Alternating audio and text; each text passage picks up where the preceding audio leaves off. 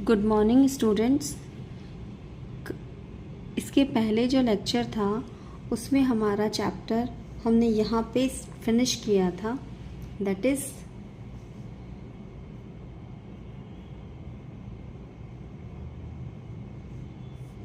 Monera. ठीक है, यहाँ पे आपने इसको ख़त्म किया। अब इस चैप्टर की जो स्टोरी है यानी क्लासिफिकेशन की जो स्टोरी है हमने पढ़ी है यहाँ तक अभी प्रीवियस लेक्चर में 2 किंगडम तक। ठीक है, उसके बाद इस हिस्ट्री को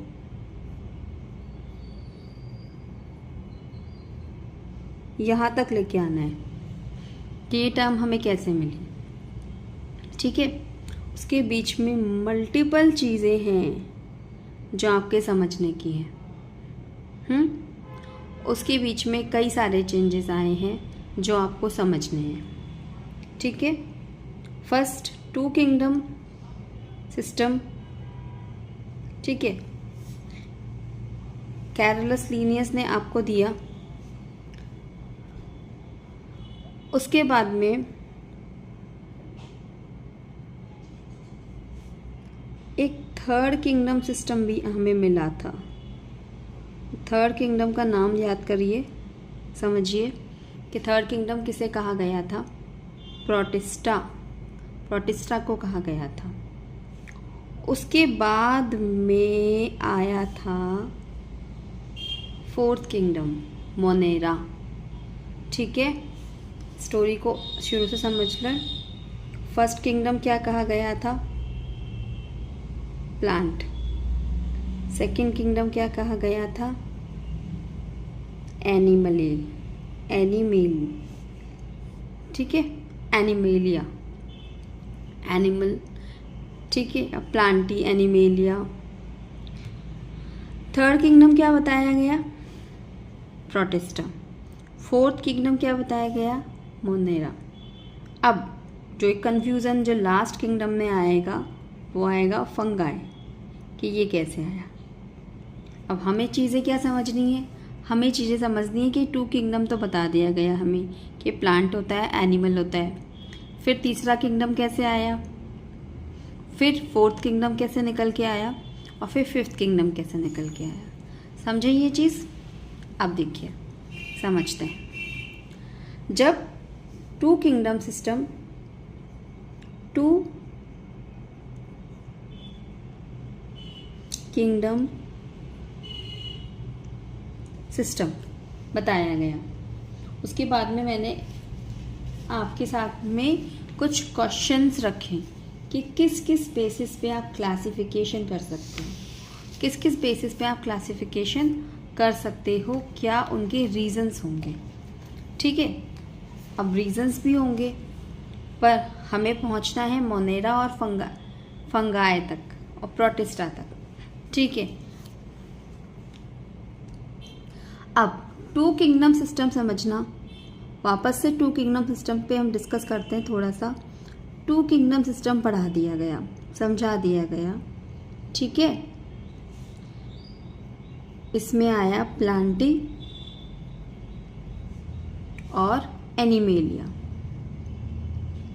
जो चीज़ें यहाँ पे लिखी जा रही हैं उसमें आपके सिलेबस के अकॉर्डिंग कौन कौन से टर्म हैं वो आपको समझने हैं।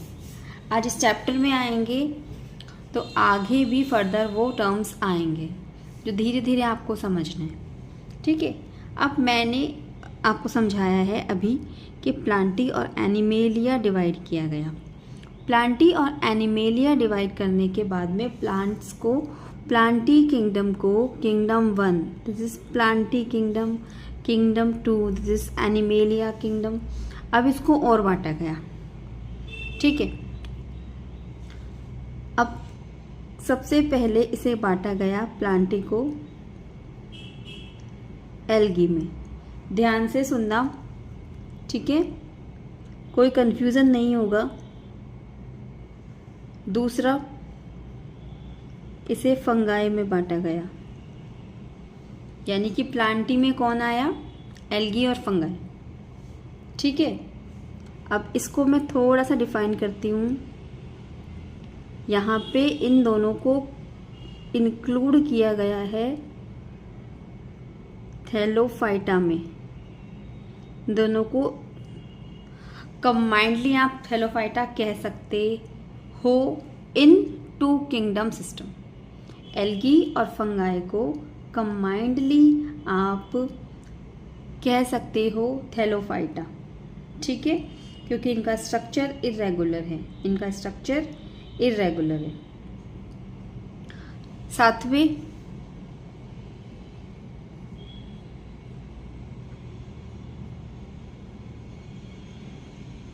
बैक्टीरिया, ठीक है, बैक्टीरिया भी इसी में आए जब टू किंगडम में बांटा गया। देन ब्रायोफाइटा, ये आप आगे पढ़ेंगे, ठीक है, जब आप अपने नेक्स्ट चैप्टर्स पढ़ेंगे तब आप इस टर्म को दोबारा पढ़ेंगे, अच्छे से समझेंगे। उसके बाद है टेरिडोफाइटा,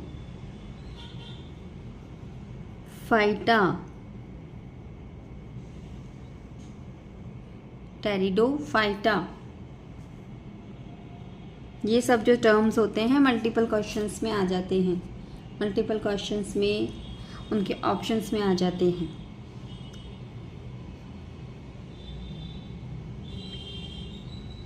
स्पर्मेटोफाइटा, ठीक है, एक बार रिपीट करें। टू किंगडम सिस्टम है जिसमें प्लांट है किंगडम 1, एनिमेलिया है किंगडम 2, पर प्लांट में और भी डिवीज़न किया गया है, प्लांट में कुछ डिवीज़न किया गया है, आगे उन्हें सब किंगडम में बांटा गया है, मल्टीपल टाइप्स उसके दिए गए हैं। इतना ही समझना है अभी, ठीक है, इनके नाम समझने हैं, नाम को गो थ्रू करना है, इंट्रोडक्शन इनका आपका दिमाग में होना चाहिए। एल्गी है, fungi, bacteria, Thallophyta, pteridophyta, Spermatophyta. इसमें भी आप एल्गी और फंगाई को कंबाइंडली थैलोफाइटा बोल रहे हो प्लांट टू किंगडम सिस्टम में। अब एनिमेलिया में देखिए, एनिमेलिया को भी फर्दर बांटा जाएगा, प्लांट को भी बांटा गया। एनिमेलिया में मल्टीपल डाइवर्सिटी होती है, इसीलिए उसके साथ उसके अंदर आपको वैरायटी ऑफ एनिमल मिलेगा। सिलेंटेरेटा, आगे ये सारे टर्म्स आएंगे आपकी बुक में। पॉरीफेरा तब आपको समझाए जाएंगे, अभी आपको केवल टर्म को ध्यान में रखना है। प्लेटीहेल्मिन्थीज, प्लेटीहेल्मिन्थीज,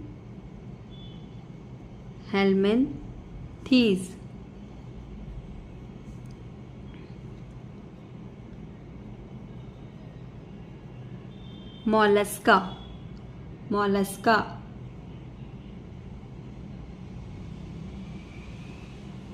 निमैथीहेल्मिन्थीज, सॉरी निमैथी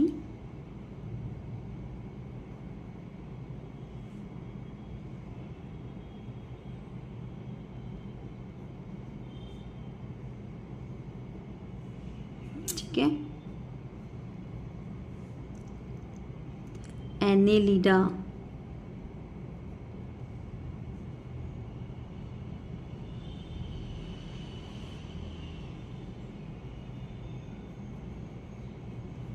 इकाइनोडर्मेटा,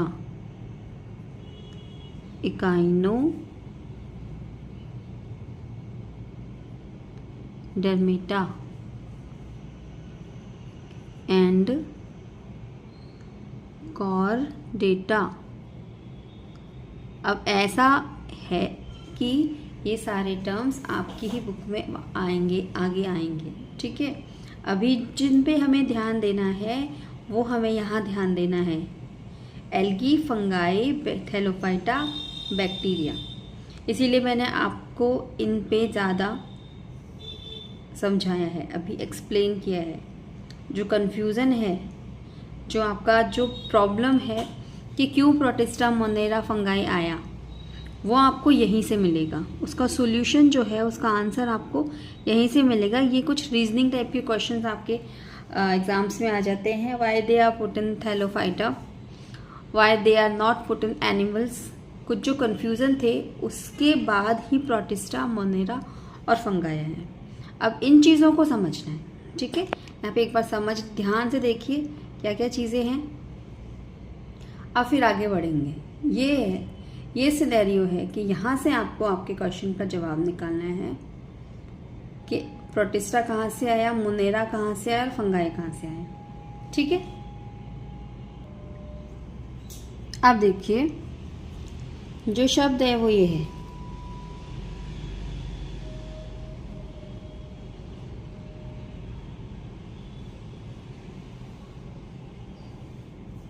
क्या कहा मैंने इसे कि ये थर्ड किंगडम माना गया।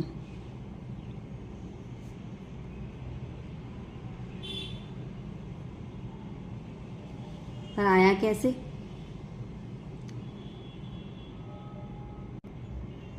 ठीक है, अब ध्यान से बात समझना। जो ये शब्द है इसका मीनिंग होता है प्रोटिस्टा, द वेरी फर्स्ट, इसका मीनिंग है द वेरी फर्स्ट, ठीक है। ये जो नाम दिया था हेक्कल ने दिया था, ठीक है, तब उन्हें कुछ कन्फ्यूज़न था। उनका कन्फ्यूज़न क्या था? का कन्फ्यूज़न मैं आपको समझाती हूँ। उनके पास कन्फ्यूज़न ये था,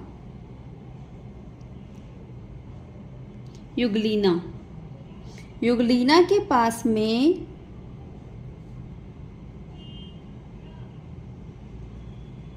जो कैरेक्टर्स थे, युगलीना के पास में जो बेसिक कैरेक्टर्स थे, उनमें पहचानना मुश्किल था कि कुछ कैरेक्टर्स में प्लांट के हैं, कुछ कैरेक्टर्स में एनिमल के हैं, ठीक है। आ जाओ आगे। वॉल्वॉक्स, इसका भी यही कि कुछ किंगडम कैरेक्टर इनमें प्लांट के हैं, कुछ कैरेक्टर इनमें एनिमल के हैं। अब आप कैसे डिफाइन कर सकते हो कि मैं इसे प्लांट में रखूं और एनिमल में रखूं, ठीक है। बेसिक प्रॉब्लम क्या है? बेसिक प्रॉब्लम ये है कि जो युगलीना है इसको बोल दिया प्लांट। क्यों बोल दिया? क्यों भाई, इसके पास में क्लोरोफिल है, प्लांट इसको बोल दिया प्लांट, पर फिर इसको एनिमल भी बोल दिया because they are free living, swimming, free swimming animal, like animal. Volvox का भी यही है कि इसके पास में एनिमल स्ट्रक्चर है कि ये स्विम करता है। क्लेमाइडोमोनास में भी यही था।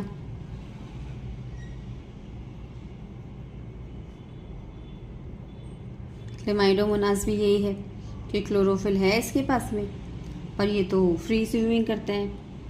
अब बात ये आई समझ में कि ये युगलीना, वॉल्वॉक्स, क्लेमाइडोमोनास, इनका स्ट्रक्चर जब एनिमल्स को बांटने चले तब इनका स्ट्रक्चर मिला इससे, प्रोटोजोआ से, ठीक है। एक सेल वाले यूनिसेलुलर प्रोटोजोआ, ठीक है। यूनिसेलुलर प्रोटोजोआ टर्म आपको आपके 9th क्लास में भी समझाई गई है, ठीक है। यूनिसेलुलर प्रोटोजोआ से इनका कैरेक्टर मिलता हुआ दिखाई दिया। कि ये सिंगल सेल्ड हैं, ठीक है। तो अब इसको बोला कि ये प्रोटोजोआ से मिल रहा है पर इसमें प्लांट का भी कैरेक्टर है, अब क्या करें। तो इसको अलग हटा के एक नाम दे दिया कि इन सब को हटाया और ये नाम दे दिया, क्या नाम दे दिया, प्रोटिस्टा नाम दे दिया, प्रोटिस्टा। अब प्रोटिस्टा में कौन कौन आए, प्रोटिस्टा में कौन कौन आए,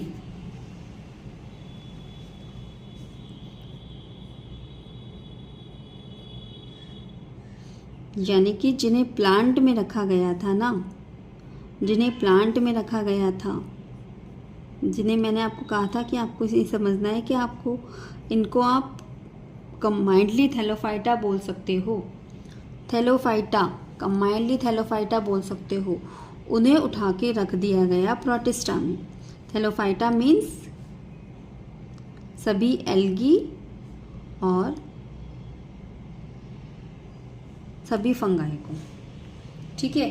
अभी हमारे स्टोरी K3 पे है, किंगडम नंबर 3 पे है, इन्हें रख दिया गया इसमें, ठीक है।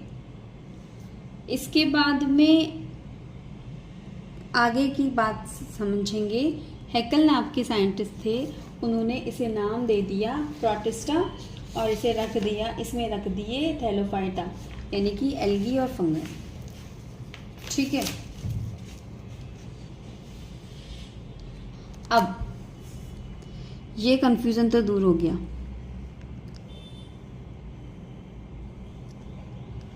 अब आगे कंफ्यूजन आया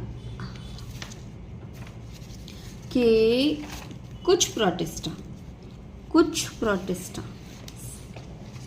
जैसे कि इनमें से कुछ प्रोटिस्टा जैसे कि blue green algae,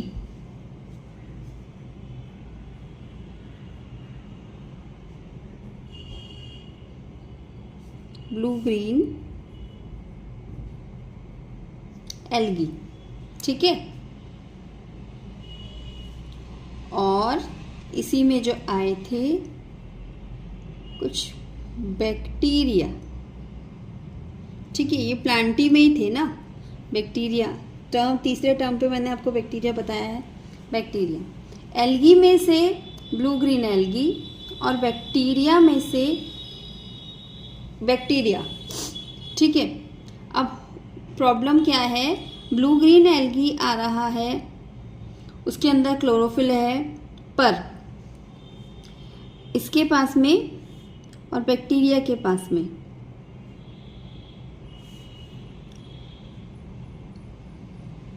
bound nuclear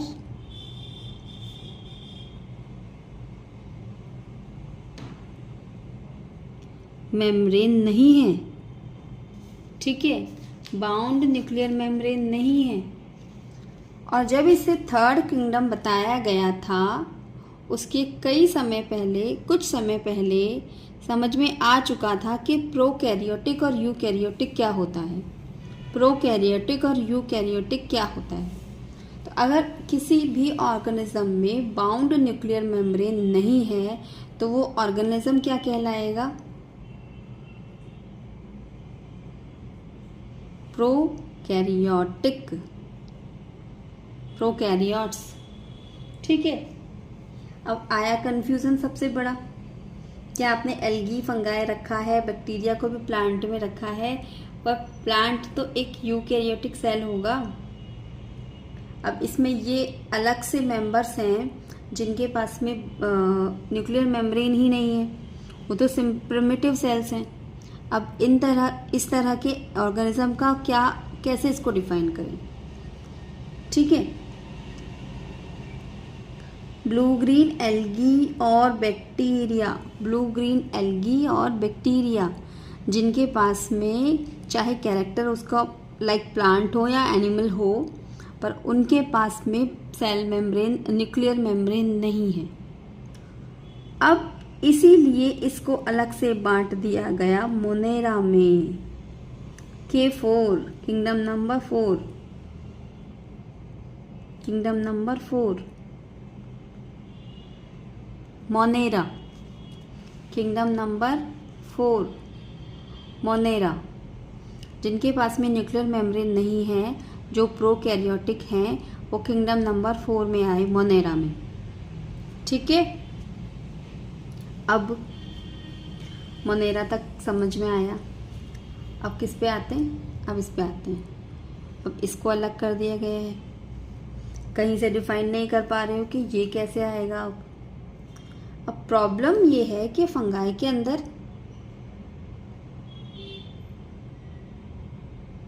chlorophyll नहीं है, क्लोरोफिल नहीं है। ठीक है, यानी कि ये ऑटोट्रॉफ नहीं है। ये क्या है?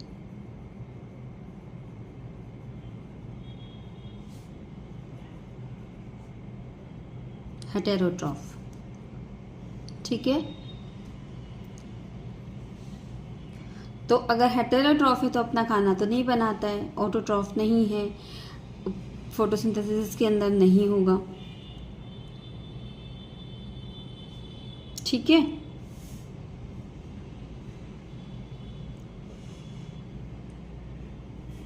पर इसके अंदर सेल वॉल है। ठीक है, जब इसे 2 किंगडम में रखा गया था तब यही बताया गया था कि आप 2 किंगडम में रख रहे हो फंगाई को, प्लांट्स में रख रहे हो, 2 किंगडम के प्लांट्स में रख रहे हो। अगर आप इसको प्लांट में रख रहे हो तो उसके बाद में एल्गी और फंगाई को बांटा, रखा, फिर थैलोफाइटा। ठीक है, थैलोफाइटा के अंदर 2 चीज़ें बट गई। जिसके पास में क्लोरोफिल है वो एल्गी, जिसके पास में क्लोरोफिल नहीं है वो फंगाई। ठीक है, क्योंकि यहाँ पे सेल वॉल तो है, सेल वॉल की वजह से इसको प्लांट में रखा। अब बात आ गई सेल वॉल पे। इसकी सेल वॉल काइटिन की बनी हुई है, इसकी सेल वॉल काइटिन से बनी है, सेलुलोज से नहीं बनी है। तो इसकी सेल वॉल डिस्टिंग्विश हो गई।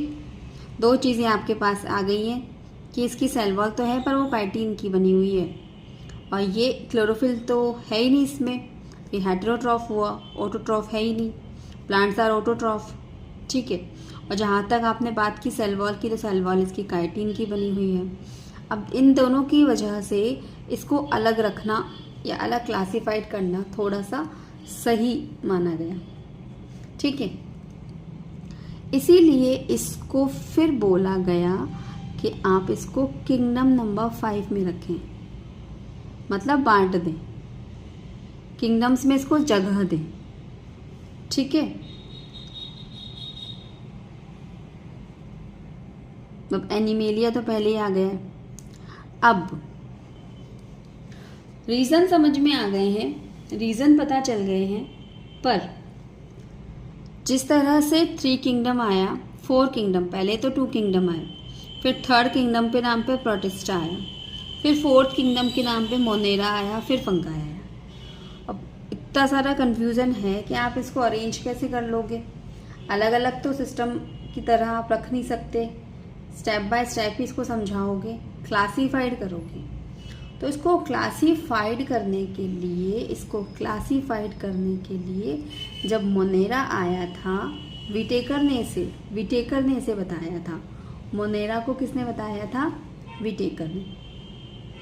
और उन्हीं साइंटिस्ट ने आपको एक बेसिक स्ट्रक्चर बना के दे दिया था कि आप इतने सारे कन्फ्यूज़न को एक पेपर पे कैसे समझ सकते हो।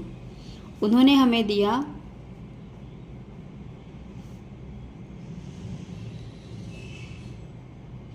5 kingdom system with particular keywords कि आप इस रीज़न की वजह से इसको मोनेरा बता रहे हो, इस रीज़न की वजह से इसको प्रोटिस्टा बता रहे हो, देन प्लांट्स बता रहे हो, एनिमल बता रहे हो, फंगाई बता रहे हो। ठीक है, ये है बेसिक चीज़। और अभी तक जो है वो पूरा एक हिस्ट्री था, चलता आ रहा है कि 5 किंगडम तक आप कहाँ से कहते पहुँचे हो। ठीक है, अब 5 किंगडम जब समझोगे तो आपको उसको समझना इजी होगा, कैसा सिस्टम है, किस तरह आप उसको लिखेंगे, क्या रीजंस आप देंगे कि ये कैरेक्टर्स इसमें क्यों हैं, उसको समझना आपको बहुत इजी लगेगा, समझ में आएगा। ठीक है, कन्फ्यूज़न जो था वापस इसको एक बार रिवाइज कर देती हूँ। हमने कल पढ़ा था हमने जो नेक्स्ट चैप्टर में पढ़ा था वो हमने पढ़ा था मोनेरा तक पहुँचना है। 2 किंगडम सिस्टम था, प्लांट्स थे, एनिमल्स थे। प्लांट्स को बांटा गया, algae, fungi, bacteria, bryophyta, pteridophyta, spermatophyta. Animals को बांटा गया, coelenterata, porifera, platyhelminthes, mollusca, nemathelminthes, annelida, echinodermata, chordata. ये आपके आगे चैप्टर्स में आएंगे। अब कन्फ्यूज़न कहाँ पे हुआ? एनिमल्स में कहीं कन्फ्यूज़न नहीं था, कन्फ्यूज़न था एल्गी, फंगाई और बैक्टीरिया में। ठीक है, एल्गी, फंगाई थैलोफाइटा में है। थैलोफाइटा में जहाँ पे क्लोरोफिल है, सेल वॉल तो एक बेसिक कॉमन था, एल्गी में भी थी, फंगाई में भी थी, पर एक जो रीज़न था वो था क्लोरोफिल। जिसमें क्लोरोफिल है वो एल्गी, जिसमें क्लोरोफिल नहीं है वो फंगाई। बट ठीक है, अब इन दोनों का ही स्ट्रक्चर सिंगल सेल है। ठीक है, और बैक्टीरिया तीसरी चीज। कंफ्यूजन के लिए थर्ड किंगडम पर कैसे आए? थर्ड किंगडम पे कैसे आए? इस तरह आए कि थर्ड किंगडम बोला गया प्रोटिस्टा को। प्रोटिस्टा कैसे आया? प्रोटिस्टा आया युगलीना की वजह से, वॉल्वॉक्स की वजह से, क्लेमाइडोमोनास की वजह से, क्योंकि इनके पास दोनों कैरेक्टर थे, प्लांट्स थे, एनिमल थे, प्लांट्स थे, एनिमल थे। तीसरे में भी यही था, क्योंकि इनके पास में क्लोरोफिल प्रेजेंट था, पर ये जो घूमते रहते थे फ्री लिविंग थे, और प्लांट एक जगह रहने वाला, एक जगह फिक्स रहने वाला सिस्टम वो ऑर्गेनिज्म है। ठीक है, अब इस कैरेक्टर की वजह से इनकी सीलिया, युगलाई की सीलिया, फ्लैजिलम की वजह से इनका मूवमेंट होता था। इस वजह से इन्हें अलग करना ज़रूरी समझा गया, और इनका कैरेक्टर प्रोटोजोआ से मिलता जुलता था। इनका कैरेक्टर किससे मिलता जुलता है? प्रोटोजोआ से, यानी कि सिंगल सेल से। इन्हें सबको उठाकर रखा गया है प्रोटिस्टा में। को सबको कहाँ कंक्लूड किया गया? इंक्लूड किया गया प्रोटिस्टा में। ये सिंगल सेल एनिमल है। ठीक है, इनका पूरा काम एक यूनिसेलुलर टाइप का है, तो ये हो गया प्रोटिस्टा। प्रोटिस्टा समझा दिया गया, आ गया प्रोटिस्टा, थर्ड किंगडम समझ में आ गया। पर प्रोटिस्टा के ही अंदर, प्रोटिस्टा में ही कन्फ्यूज़न हो गया। कन्फ्यूज़न क्या हो गया कि आपने थैलोफाइटा को प्रोटिस्टा में रख दिया, थैलोफाइटा को प्रोटिस्टा में रख दिया, एल्गी और फंगाई।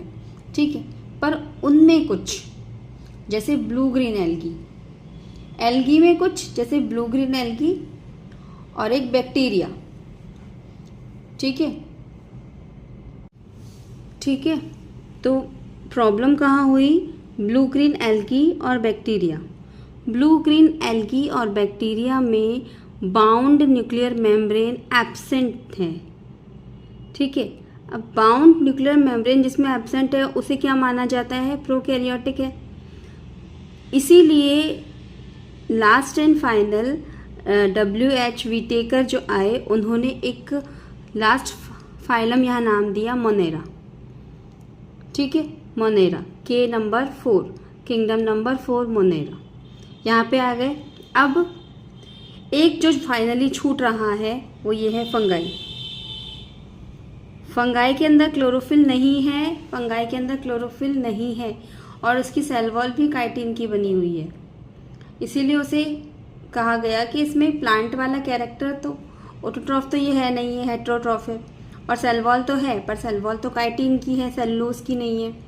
इन दो कैरेक्टर्स की वजह से उसे अलग किंगडम दिया गया, दैट इज फंगाई किंगडम। ठीक है, ये सारा है जो तरीका था, पहुंचाया गया, समझाया गया कि क्यों 5 किंगडम चाहिए। लास्ट एंड फाइनल समझाया गया 5 kingdom by the WH Whittaker. इसके बारे में हमें पढ़ना है।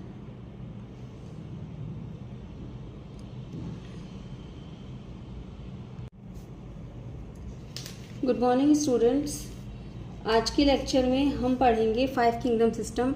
इसकी प्रिपरेशन हम 2 लेक्चर्स में कर चुके हैं, इसको एक्सप्लेन करने के लिए, समझने के लिए। ठीक है, 5 किंगडम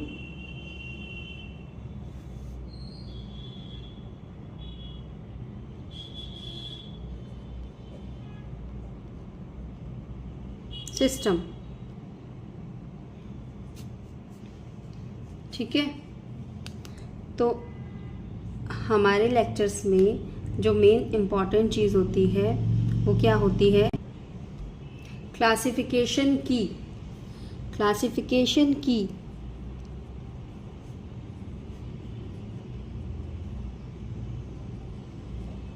कीवर्ड्स भी बोल लो, एक पैरामीटर भी बोल सकते हैं। ठीक है, अब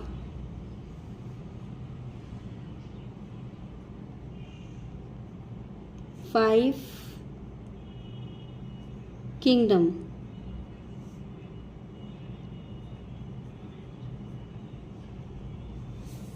में जो एक्सप्लेन करने का तरीका होगा वो यही होगा। ठीक है, इस तरह से ही मैं फ्लो चार्ट आपके लिए बना रही हूँ। आप अपने तरीके से फ्लो चार्ट बना सकते हैं। 5 किंगडम सिस्टम का सबसे पहला जो कीवर्ड है, that is type of cell. Type of cell. Type of cell कैसे होते हैं? टाइप ऑफ सेल कैसे होते हैं? 2 प्रोकैरियोटिक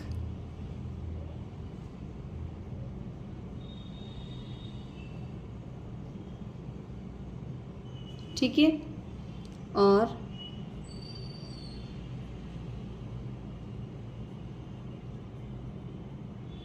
यूकैरियोटिक। किंगडम नंबर 1 की तरफ जाएंगे और यहाँ से किंगडम नंबर 1 और किंगडम नंबर 2, किंगडम नंबर 2, 3, 4 और 5 की तरफ जाएंगे। ठीक है, अब समझना, पहले मैंने थोड़ा सा एडवांस में बता दिए गए कि हम यहाँ से ओनली K1 की तरफ जाएंगे, यहाँ से K2, K3, K4, K5 की तरफ जाएंगे। अब किंगडम प्रोकैरियोटिक का मतलब यहाँ पे लिख लीजिए। यहाँ पे प्रोकैरियोटिक का मतलब यहाँ पे लिख सकते हैं। प्रोकैरियोटिक का सिंपल सा रीज़न होता है, न्यूक्लियर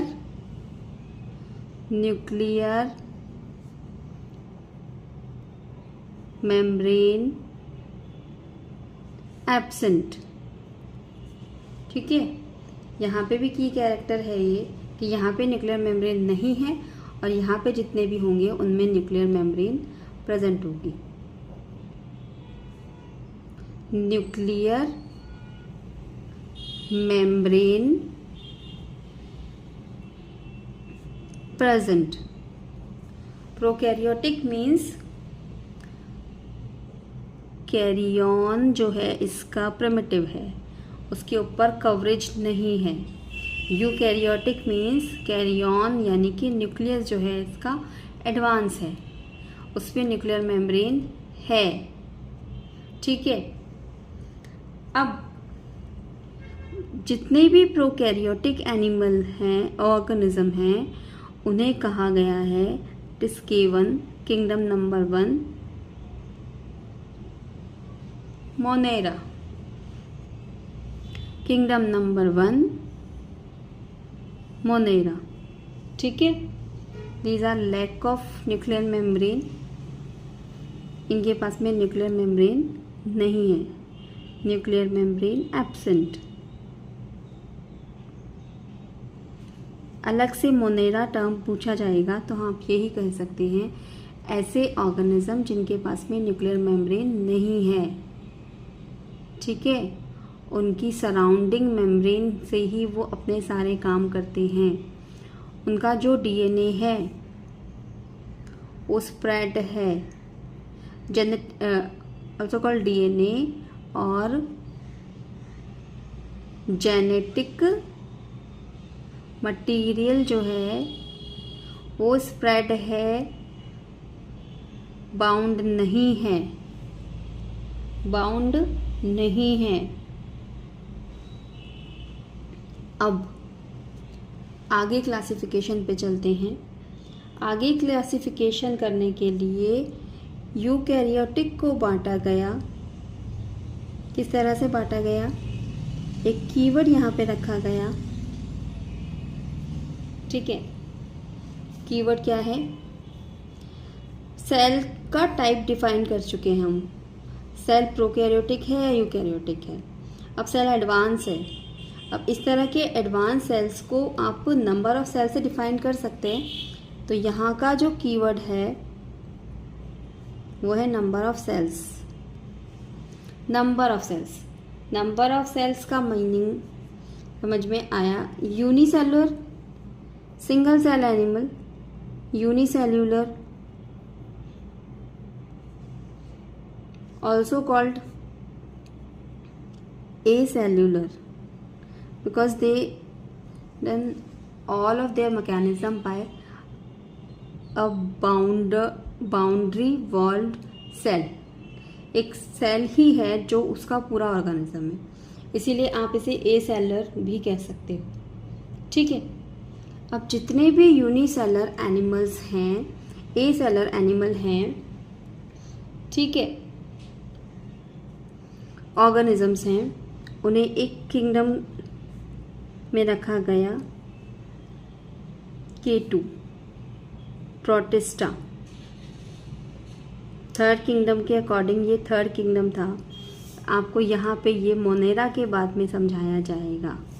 प्रोटिस्टा, प्रोटिस्टा आपको ये मोनेरा के बाद में समझाया जाएगा। प्रोटिस्टा। अब इससे आगे बढ़ेंगे। मल्टी सेलुलर, यूनिसेलुलर के और एडवांस क्या हुए? जब एक एक सेल अलग अलग काम नहीं करके जुड़ने लगी, एक साथ कंबाइंड होने लगी। मल्टी सेल्यूलर यानी कि इसमें एक से ज़्यादा सेल हैं, टू और मोर देन, ठीक है। अब मल्टी सेलुलर को और आगे डिफाइन करेंगे। अब हमारा जो बेस होगा वो क्या होगा डिफाइन करने के लिए?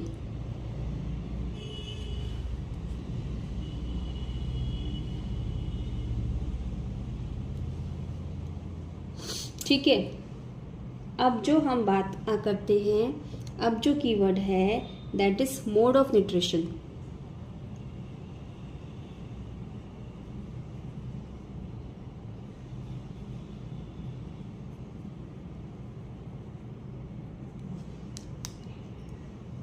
ठीक है, आ गए मोड ऑफ न्यूट्रिशन पे। मोड ऑफ न्यूट्रिशन के हिसाब से बांटने चलते हैं। तो दो ही तरह के एनिमल होंगे, ऑर्गेनिज्म होंगे।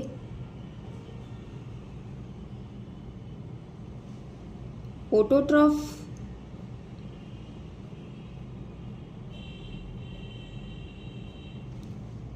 जो अपना खाना खुद बनाएंगे,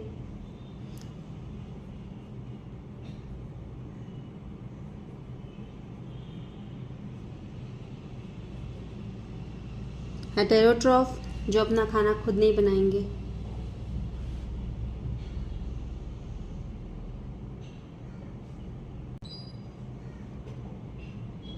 ठीक है। ऑटोट्रॉफ में जो एनिमल होंगे, ऑर्गेनिज्म होंगे,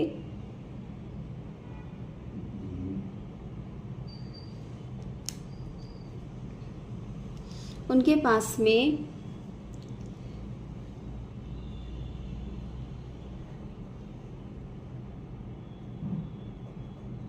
सेल वॉल है, ठीक है, और वो सेल वॉल किसकी बनी होती है? सेलुलोज की। उसके बाद में क्लोरोफिल है, क्योंकि क्लोरोफिल से ही ऑटोट्रॉफ अपना खाना खुद बनाते हैं, ग्लूकोज का फॉर्मेशन करते हैं, ठीक है। कौन सी मैकेनिज्म है जिससे वो अपना फूड बनाते हैं? With the help of light, photosynthesis.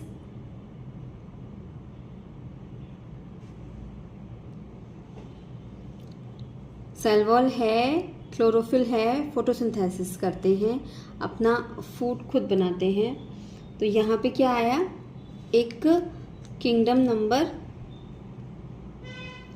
3, this Plantae.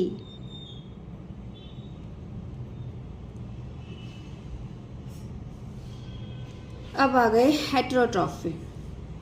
अब हेटेरोट्रॉफ में जो मोड ऑफ न्यूट्रिशन है वो 2 तरह का है,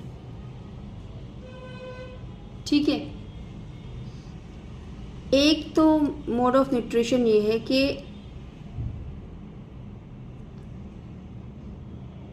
डाइजेशन, खाना, मोड ऑफ जो न्यूट्रिशन है, मोड ऑफ न्यूट्रिशन मान लो, प्रोसेस ऑफ न्यूट्रिशन मान लो, मोड ऑफ न्यूट्रिशन को और थोड़ा डिफाइन कर सकते हैं, पैटर्न ऑफ न्यूट्रिशन भी कह सकते हैं। तो एक जो मोड ऑफ न्यूट्रिशन होता है वो होता है कि खाने का इंजेस्शन होता है,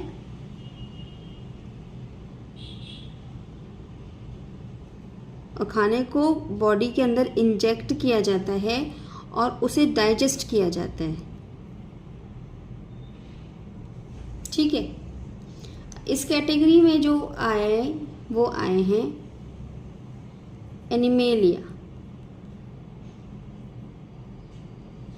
एनिमेलिया किंगडम में ऑर्गेनिज्म खाना बॉडी में इंजेस्ट करते हैं, उसे डाइजेस्ट करते हैं, ठीक है। एक मोड ऑफ न्यूट्रिशन या पैटर्न ऑफ न्यूट्रिशन यहाँ होता है, दैट इज एब्जॉर्प्शन।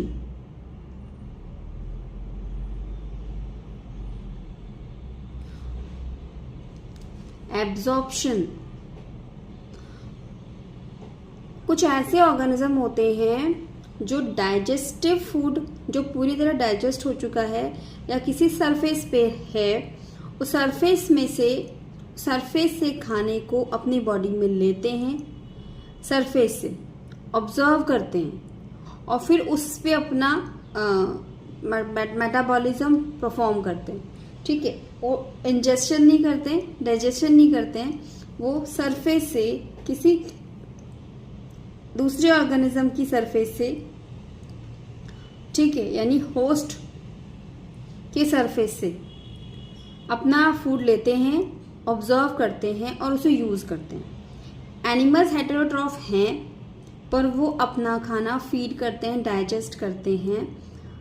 अदर जो साइट है, ऑर्गेनिज्म है, अपना खाना सरफेस से लेते हैं, किसी और होस्ट की सरफेस से लेते हैं, उसे फीड करते हैं, उसे यूज करते हैं, ठीक है। They are in kingdom 5 fungi. इनका सबसे अलग कैरेक्टर है, इसीलिए इन्हें सबसे अलग रखा गया है कि काइटिन अलग है, काइटिन का जो सेल वॉल की केमिकल कंपोनेंट है वो अलग है, इनका मोड ऑफ फीडिंग अलग है, mode of feeding, mode of nutrition, pattern of food taking अलग है, ठीक है।